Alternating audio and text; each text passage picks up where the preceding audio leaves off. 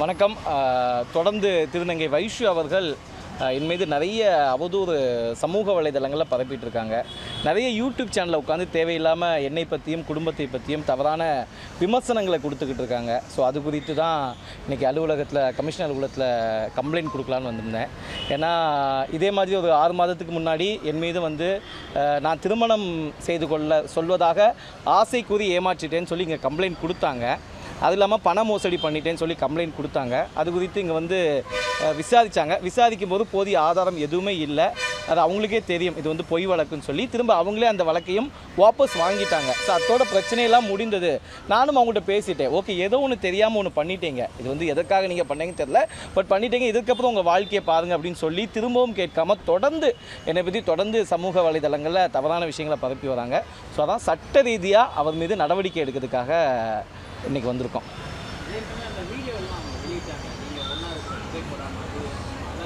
என்ன வீடியோ நீங்கள்லாம் பார்த்தீங்களா? அதில் ஏதாவது தப்பாக தெரியுதா?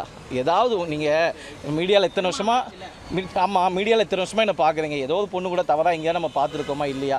சும்மா நார்மலாக எடுத்த புகைப்படங்கள், அதில் எந்த தவறும் கிடையாது. நார்மலாக எடுத்த ரீல்ஸு, நார்மலாக எடுத்த புகைப்படம், கடைசியாக ஒரு ஃபோட்டோ கூட போட்டுருக்காங்க அவங்க தோளில் சாஞ்சி தூங்குற மாதிரி. அது தேட்டரில் படம் பார்க்கும்போது அசதியில் நான் தூங்குறேன், எனக்கே தெரியாமல் வாலண்டரியாக அவங்க முன்னாடி அந்த ஃபோட்டோ எடுத்து வச்சுருக்காங்க. அவங்க பக்காவாக பிளான் பண்ணி என்னை எப்படியாவது பேரை கெடுக்கணும், என்னை மிரட்டணும் அப்படின்னு சொல்லி சில விஷயங்களை அவங்க இதெல்லாம் பிளான் பண்ணி எடுத்திருக்காங்க. தெரிஞ்சுன்னா நண்பர்களோட போவாங்க இல்லையா? எத்தனையோ பேர் கூட படம் பார்க்க போயிருக்கோம். நீங்கள் யாரு கூட படம் பார்க்க போனதே கிடையாது, ஃபேமிலியோட மட்டும்தான் போவோமா? எத்தனையோ பேர் கூட படம் பார்க்க போகிறோம். அந்த மாதிரி இத்தனைக்கும் அவங்க என்னுடைய யூடியூப் சேனலில் ஒர்க் பண்ணாங்க. அந்த தேட்டரில் அவங்கள என்னோட சேர்த்து கிட்டத்தட்ட 8 பேர் படத்துக்கு வந்தோம். எல்லாருமே உட்காந்துருக்கோம்.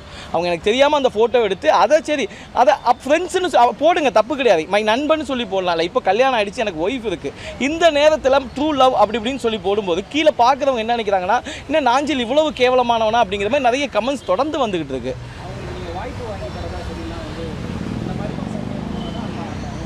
மிஸ்பிஹேவ் பண்ணலைங்க. மிஸ்பிஹேவ்னா என்னது? மிஸ்பிஹேவ் பண்ணுறதுக்கான ஏதாவது எவிடன்ஸ் வேணும்ல. நான் ஏன் மிஸ்பிஹேவ் பண்ண போகிறேன் ஃபஸ்ட்டு? அதற்கான எந்த சான்றும் கிடையாது. நான் மிஸ்பிஹேவ் பண்ணுறதுக்கான சான்ஸே இல்லை. அப்படி யாருக்கிட்டையும் இது வரைக்கும் நான் பழகலை. என்னுடைய மீடியா வாழ்க்கை ஒரு மிகப்பெரிய போராட்டமான வாழ்க்கை. இதில் நான் கஷ்டப்பட்டு வாழ்க்கையில் எப்படியாவது ஒரு பேர் வாங்கணும்னு சொல்லி தான் ஒவ்வொரு நாளும் போராடிக்கிட்டு இருக்கேன். எனக்கு இதுக்கே டைம் கரெக்டாக இருக்குது. இதெல்லாம் தாண்டி அவங்க வேணும்னு குற்றச்சாட்டு. அவங்களுக்கு என்னென்னா, இப்போ எங்கிட்ட எப்படியாவது பணம் பறிக்கணும், அதுதான் மெயின் மோட்டிவேட். அதுக்காக தான் தொடர்ந்து எனக்கு ஃபோன் பண்ணி எனக்கு அவ்வளோ கூடுன்னு காசு கேட்டு மிரட்டுறாங்க. ரெண்டாவது என்ன இது பண்ணுறாங்க, நீ ஏதாவது கொடுக்கலன்னா, இது பண்ணலன்னா உன்னை பற்றி நான் இப்படிலாம் கம்ப்ளைண்ட் பண்ணுவேன்னு சொல்லி தொடர்ந்து என் மேலே நிறைய குற்றச்சாட்டு வச்சுருக்கேன். கேளுங்க, எத்தனை நாள் மிட்நைட் எத்தனை மணிக்கு கால் வருதுன்னு கேளுங்க. பணம்னு கேட்கல, அதாவது அப்பப்போ தேவைப்படும் போது எதாவது எனக்கு கொடு, எனக்கு காசு கொடு, இல்லைன்னா நான் உன்னை பற்றி இது பண்ணுவேன், காசு கொடு, இல்லைன்னா உன்னை பற்றி தப்பாக நான் போடுவேன் அப்படிங்கிற மாதிரி பண்ணுறாங்க. கொடுத்துருக்கேன், நான் பெருசாலாம் கொடுத்தல. நான் சும்மா நார்மலாக ஒரு 5000 10,000 அது ஹெல்ப்பாக தான். இந்த மாதிரி மிரட்டினதுக்காக இது வரைக்கும் நான் பணம் கொடுத்தல. நான் அது ஆரம்ப காலத்தில் எனக்கு கஷ்டமாக இருக்குது, நாஞ்சில் ஏதாவது ஹெல்ப் பண்ணுங்கள் அப்படி கேட்கும்போது தான் கொடுத்துருக்கேன். அதேமாதிரி போன வாட்டி ஒரு 3 லட்ச ரூபா பணம் நான் வாங்கினேன்னு சொல்லி குற்றச்சாட்டு வச்சுருக்காங்க. இப்போ எங்கிட்ட அந்த ஆடியோவே இருக்குது. ஏன்னா எனக்கு அப்போ எவிடன்ஸ் எதுவும் இல்லை. ஆனால் சமீபத்தில் நானே அவங்கள்ட்ட பேசி சில ஆடியோ ரெக்கார்ட்லாம் வாங்கியிருக்கேன். நான் பணம் வாங்கலை அவங்களே ஒத்துக்கிட்டாங்க. நீங்கள் எது பணம் கொடுக்கல, நான் சும்மா தான் கம்ப்ளைண்ட் கொடுத்தேன். இன்னொன்று கமிஷனர் ஆஃபீஸில் நான் கேட்குறேன், ஏமா இப்படி கம்ப்ளைண்ட் கொடுத்தேன் அப்படின்னா, இல்லை நான் உண்மையை இந்த மாதிரி சொன்னால் தான் கேஸ் வெயிட்டாக இருக்கும், நானும் அட்வொகேட்டும் சேர்ந்து பிளான் பண்ணி தான் கம்ப்ளைண்ட் கொடுத்தோம் அப்படின்னு அவங்க பேசின ஆடியோ ஆதாரங்கள் எல்லாமே எங்கிட்ட இருக்குது. நான் வேணால் உங்களுக்கு அந்த ஆடியோஸ் எல்லாமே அனுப்புகிறேன். ஆமாம், தொடர்ந்து என்னுடைய ரிக்வெஸ்ட் என்னென்னா, தயவுசெய்து மீடியாக்கள் தான் இதை கொஞ்சம் கட்டுப்பாடு வைக்கணும். மீடியாக்குன்னு ஒரு தர்மம் இருக்குது. நான் ஆள் மனசுலேருந்து சொல்கிறேன். இது என் ஆள் மனதுடைய ஆதங்கம். ஏன்னா ஒருத்தங்க மேலே ஒரு அலிகேஷன் வச்சாங்கன்னா அதை உட்காந்து விவாதிக்கிறாங்க. சில யூடியூப் சேனல்ஸ் தான் சார், சத்தியமாக சொல்கிறேன் சார், எல்லா யூடியூப் சேனலும் உட்காந்து தேவையில்லாமல் அவங்கள கூப்பிட்டு உனக்கும் நாஞ்சிலுக்கும் என்னாச்சுன்னு தோண்டி சில கேள்விகளை கேட்கும்போது அவங்க ஏதோ வாய்க்கு வந்ததை சொல்கிறாங்க சார். அதில் உண்மை இருக்கா இல்லையான்னு என் கூட பழகுறவங்களுக்கு தெரியும். அந்த வீடியோ பார்க்குறவங்களுக்கு எப்படி சார் தெரியும்? இந்த மாதிரி தான் மீடியா அழிஞ்ச நிறைய மக்கள் இருக்காங்க சார், நிறைய பிரபலங்கள் இருக்காங்க. இப்போ கடைசியாக கூட யாரோ அந்த பஸ்ஸில் ஒரு இஷ்யூ வந்துச்சு, அந்த ஒரு பொண்ணு மேலே தெரியாமல் அந்த பொண்ணு ஒரு சமூக வலைதளங்களில் போட்டு அந்த ஒரு உயிரே போச்சு. இன்னைக்கு நாஞ்சில் விஜயன் உயிரை அந்த மாதிரி போகணும்னு இவங்க ஆசைப்படுறாங்களா இந்த மீடியாக்காரங்க? தயவுசெய்து யூடியூப் சேனலுக்கு ஒரு என்னுடைய அம்புல் ரிக்வஸ்ட், இந்த மாதிரி ஆட்களை தயவுசெய்து இன்டர்வியூ எடுக்காதுங்க. இவங்க தன்னுடைய பிரபலத்துக்காக மட்டும்தான் இந்த மாதிரி தொடர்ந்து சமூக வலைதளங்களை பண்ணிக்கிட்டு இருக்காங்க. இவங்களை நீங்கள் கூப்பிட்டு இன்டர்வியூ எடுக்க இவங்க என்ன ஆகுறாங்க, நம்ம இதெல்லாம் பேசினா, இவரை பற்றி பேசினா இன்னும் நிறைய இன்டர்வியூ கொடுக்கலாம்னு சொல்லி தொடர்ந்து இதை வேலையாக செஞ்சுட்டு இருக்காங்க சார். சார் அதுதான் சார் எனக்கு தெரியல. நோக்கம் வந்து ஒன்று என்ற காசு வாங்கணும், ரெண்டாவது இவங்க இந்த மாதிரி ஃபஸ்ட்டு போஸ்ட் போட்டாங்கல்ல, இதில் எனக்கும் அவளுக்கும் கருத்து இருப்பேன். என்னை பற்றி ஒருத்தங்க தப்பாக ஒன்று சொல்லும்போது நான் திட்டாமல் சும்மா இருப்பேனா சார்? 4 வார்த்தை நான் கடுமையாக பேசுவேன். நானும் மனிதன் தானே, நான் ஒன்று புத்தம் கிடையாது. நான் என்ன உத்தமன்னு சொல்லிக்க நிரூபிக்க வரல. ஏதோ ஒரு தப்பு கூட பண்ணியிருக்கட்டுமா சார், ஏதோ ஒன்று நான் ஒருவேளை சரி நான் கூட தப்பாகவே பழகிருக்கட்டுமா சார், இன்றைக்கி நல்லா இருக்கேன்ல, தொடர்ந்து ஏன் அதை போட்டு பேசிக்கிட்டு இருக்கேன் அப்படி நான் திட்டும்போது அதற்கான ஒரு ஆர்கியூமெண்ட். அப்போ நீ என்ன எப்படி பேசிட்டியா, நான் உன்னை பழி வாங்குவேன் பாரு. இது வந்து வெறும் பழி வாங்கும் நடவடிக்கை, என் பேரை எப்படியாவது டேமேஜ் பண்ணணும், அதற்காக தான். அது இந்த இன்டர்வியூவில் பார்த்தேன். அது அந்த சேனலில் ஒரு சேனலில் கொடுத்துருக்காங்க. அதுக்கான எவிடன்ஸ் என்கிட்ட இருக்குன்னு அவங்களே சொல்கிறாங்க. அந்த எவிடன்ஸை காட்ட சொல்லுங்களேன், ஹோட்டலில் வந்து ஃபுட்டேஜை காட்ட சொல்லுங்கள். அப்போ காலில் விழுந்து இதுக்கு நான் இல்லைன்னு சொன்னால் கூட பரவாயில்ல, என்கிட்ட எவிடன்ஸ் இருக்குங்கிறாங்க. எந்த எவிடன்ஸுமே இல்லையா? அந்த ஹோட்டலில் என் பேர் போட்டுருக்கலாம், அது எதுவுமே இல்லையே. நான் எதுக்கு ஹோட்டலுக்கு போய் அவங்கள்ட்ட போய் பேச போகிறேன்? ஏன் அவங்கள்ட்ட போய் நான் ஏன் சார் முதல்ல காலில் விழணும்? நான் எதுக்கு அவங்கள நான் ஏதாவது தப்பு பண்ணியிருந்தால் காலில் விழலாம். பழகவில்லை நான் சொல்லலையே சார். அவங்க சாட்லாம் காட்டியிருந்தாங்க. இப்போ நீங்க சொல்றதுக்கு அவங்க காட்டின அந்த சாட்டுக்கும் என்ன சாட் காட்டினாங்க? உங்கள்கிட்ட காட்டினாங்களா? லாஸ்ட் டைம் நீங்க பேசினது என்ன சாட் காட்டினாங்க சார்? சொல்லுங்க சார். அந்த நியூஸ்ல இருக்கு சார். அவங்க என்ன சேட் காட்டினாங்க சார்? என்ன சேட் காட்டினாங்க சார்? இப்போ நீங்களும் நானும் என் ஃப்ரெண்டு சார். இப்போ பார்க்குவோம் நம்புறவங்க காலைக்கு நீங்கள் ஹாய் போட்டால் நான் ஹாய் போட மாட்டேனா, குட் மார்னிங் நீங்கள் போட்டால் நான் குட் மார்னிங் போட மாட்டேனா, சாப்பிட்டீங்களான்னு கேட்டால் சாப்பிட்டேன்னு சொல்ல மாட்டேனா. இது நார்மலான சேட் சார். நான் மீடியாவுக்கு எத்தனையோ நபர்கள்ட்ட இந்த மாதிரி சேட் பண்ணி எத்தனையோ நபர்கள்ட்ட வீடியோ கால் பண்ணியிருக்கேன். இது ஒரு ஆதாரமாக வச்சுக்கலாமா சார்? ஒருத்தன் காதலிச்சாம்னா ஏதாவது ஐ லவ் யூன்னு ஒன்று சொல்லியிருக்கணும். ஐ லவ் யூங்கிற ஒரு சேட் இருக்கா? ஆனால் சார் இதெல்லாம் வேணாம் சார். அவங்க பேசின ஆடியோ நான் உங்களுக்கு தரேன், தயவுசெய்து அதை காட்டுங்க மக்களுக்கு. அதில் தெளிவாக சொல்லியிருக்காங்க, நான் மட்டும்தான் காதலிச்சேன், உனக்கு அந்த எண்ணம் இல்லை, நான் வேணும்னு பண்ணுங்கிற ஆடியோ எவிடன்ஸ் என்கிட்ட பக்காவாக இருக்குது. இன்னொன்று உட்காந்து சார் யூடியூப் சேனல் சார் என்ன பேசலாம் சார்? என் ஒய்ஃபுடைய ஹெல்த் இஷ்யூலாம் எப்படி சார் பேசலாம்? மனசாட்சி இருக்கா சார்? இன்றைக்கி அந்த சார் 2 நாளாச்சு நான்லாம் தூங்கி 2 நாளாச்சு சார். அவ்வளோ மன வருத்தத்தில் இருக்கேன். அவங்கள பற்றி பேச என்ன சார் உரிமை இருக்குது? ஒய்ஃபை பற்றி பேசுறது, குழந்தைய பற்றி பேசுறது, நீ அவ எதுவும் தப்பு பண்ணலாம் குழந்தை மேலே உட்காந்து சத்தியம் பண்ணுன்னு சொல்லி தொடர்ந்து அவமானப்படுத்துங்க சார். என்னங்க சார்? சேனல்ஸ் மேலே எல்லாத்தையும் புகார் கொடுத்துருங்க சார். எல்லா சேனல் மேலேயும் புகார். சேனலில் உட்காந்து என்னுடைய ஜென்டரை பற்றி பேசுகிறாங்க சார். இவங்களுக்கு யார் சார் அந்த உரிமை கொடுத்தது? இவங்களுக்கு யார் அந்த உரிமை கொடுத்தது? Worst sir. இந்த மீடியானால நீ எத்தனை பேர் அழிய போதானுன்னு தெரியல சார். Worst sir, worst. தயவு செய்து இதோட நிப்பாட்டிங்க. ஒருத்த பிரச்சனை கம்ப்ளைண்ட் கொடுக்குறாங்கன்னா அவன்கிட்ட இந்த மாதிரி நியூஸ் கேட்குறீங்களா, அதுக்கப்புறம் கோர்ட் பார்த்துக்கும் சார். அதுக்கு தானே சார் அரசாங்கம் இருக்குது. கோர்ட் பார்த்துக்கும், அவங்க கடமை செய்ய. யார் தப்பு பண்ணாங்க, வக்கீல் அட்வொகேட்லாம் எதுக்கு இருக்காங்க? இவங்க பார்த்துப்பாங்க சார். நீங்கள் உட்காந்து யூடியூப் சேனல் உட்காந்து யார் சார் பஞ்சாயத்து கொடுக்கறதுக்கு? ஆமாம் சார், ஒஸ்ட்டுனா சார் அந்த மாதிரி தான் இன்றைக்கி நடந்துக்கிட்டு இருக்குது சார். அந்த மாதிரி தான் சார் நடந்துருக்கு. நானும் இருக்க மீடியாவில் தான் சொல்கிறேன். சரி, அப்படி எடுத்திருந்தோம்னா இன்னும் நான் வெளியிட்டிருப்பேன்ல சார்.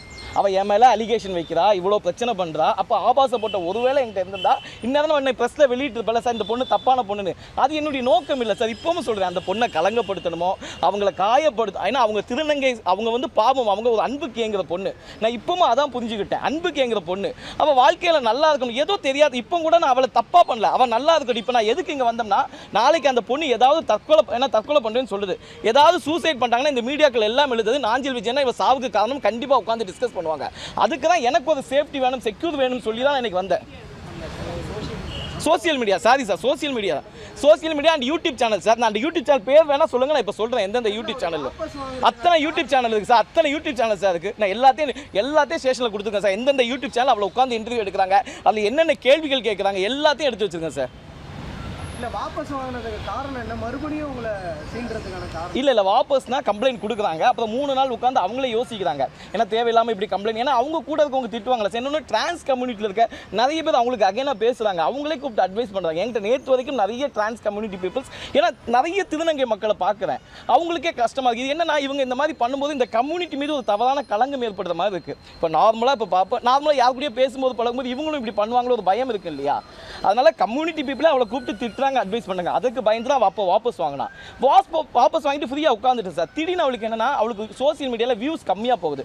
சரி, நமக்கு வியூஸ் கம்மியாக இருக்குது, என்ன பண்ண? அப்போ நாஞ்சில் விஜயம் கூட ஏதாவது ஃபோட்டோ வீடியோ போட்டால் வியூஸ் அதிகமாக, வியூஸுக்காக திரும்ப உட்காந்து நானும் அந்த பொண்ணு எடுத்த ஒரு ரீல்ஸ் எடுத்து வியூஸாக போட்டுக்கிட்டு இருக்கா. போட்டு அது நல்லா வியூஸ் வருது. ஓகே, அதை அப்படியே மெயின்டைன் பண்ணிக்கிட்டு இருக்காங்க. தெரியல, ஏதோ கம்ப்ளைண்ட் கொடுத்துருக்கா சோசியல் மீடியா தான் பார்த்தேன், பட் தெரியலைங்க சார். எனக்கு இது வரைக்கும் அழைப்பு வரல. அப்படி ஏதாவது அழைப்பு வந்தால் நான் எங்கிட்ட ஃபுல் எவிடன்ஸ் இருக்குது. அவங்க வாபஸ் வாங்கின விஷயமா இருக்கட்டும், அவங்க பேசின ஆடியோ எவிடன்ஸ் எல்லாமே என்னிடம் இருக்குது, நான் கொடுத்துப்பேன் சார். நிறைய எடுத்திருக்கேன் சார், நிறைய பேர் கூட எடுத்துருக்கேன் சார். நிறைய பெண்கள், ஆண்கள், ஆர்டிஸ்ட், எவ்வளோ பேர் கூட ரீல்ஸ் எடுத்திருக்கேன். என்னுடைய இன்ஸ்டாவில் நீங்கள் பழைய ஓல்டு வீடியோஸ் பார்த்தா அவ்வளோ ரீல்ஸ் இருக்கும். இத்தனைக்கு இவங்க இப்போ அப்லோட் பண்ணாங்களே இந்த ரீல்ஸ் என்னுடைய பேஜில் நான் போட்டிருந்த ரீல்ஸு அதை நான் எடுக்க கூட இல்லை, அது எப்போ எடுத்து அவங்க இப்போ எடுத்து அதை ரீபோஸ்ட் பண்ணுறாங்க. ரீபோஸ்ட் பண்ணும்போது நார்மலாக போட்டு தான் எனக்கு கவலை இல்லை, ட்ரூ லவ் அப்படின்னு போட்டு விட்றாங்க. இப்போ என்ன சொல்லியிருக்காங்க? ஆக்ஷன் எடுக்கிறேன்னு இருக்காங்க. கண்டிப்பாக கூப்பிட்டு ஆக்ஷன் எடுக்கிறேன். இதுக்கப்புறம் அவங்க எந்த யூடியூப் சேனலையும் என்னை பற்றி தவறாக பேச முடியாத அளவுக்கு நான் பார்த்துக்கிறேன். அவங்கள கூப்பிட்டு மன்னிப்பு கேட்க சொல்லுன்னு அலுவலகத்தை சொல்லியிருக்காங்க. உண்மையிலே அவங்க சட்டத்துக்கு கட்டுப்பட்டு நானும் ஓகே நன்றி சொல்லிக்கிறேன். இல்லை தினமும் எதுக்கு சார் குடிச்சிட்டு ஃபோன் பேசுகிறாங்க?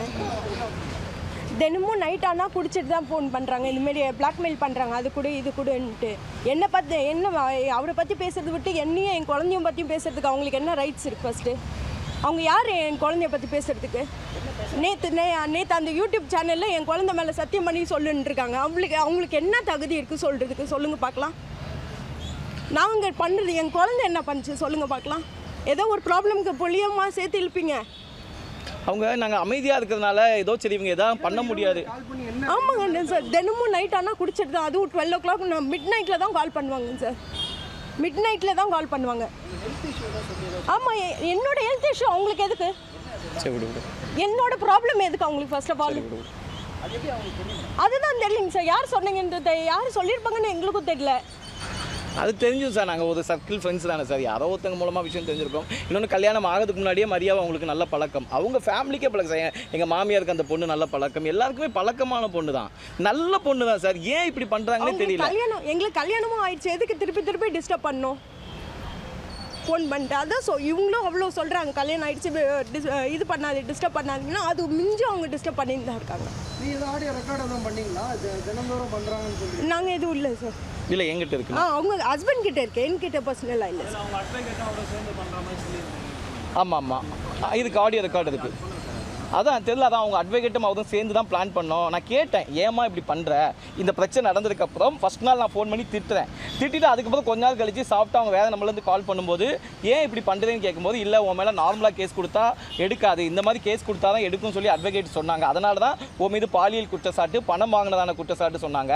அப்போ தான் நான் கேட்குறேன், அதே ஆடியோலேயே பணம் வாங்கினங்கிறதில்ல, இப்போ நாளைக்கு என்ன தப்பாக நினைக்க மாட்டாங்களான்னு கேட்டால் அது எப்படி கேட்பாங்க? உங்ககிட்ட தான் சாட்சியே இல்லையா, நீ ஜிபே பார்த்தா செக் பண்ணுவீங்க. அவங்க பேசின ஆடியோவே எங்கிட்ட இருக்குது, எல்லாமே ஆதாரம் வச்சிருக்காங்க. 3 லட்ச ரூபாய் வாங்கினதுக்கு அதை காட்டு சொல்லுங்க. 3 லட்ச ரூபாய் வாங்கியிருக்கேன்னு சொல்றாங்களா, என்ன ஆதாரம் வச்சிருக்காங்கன்னு காட்டு சொல்லுங்க.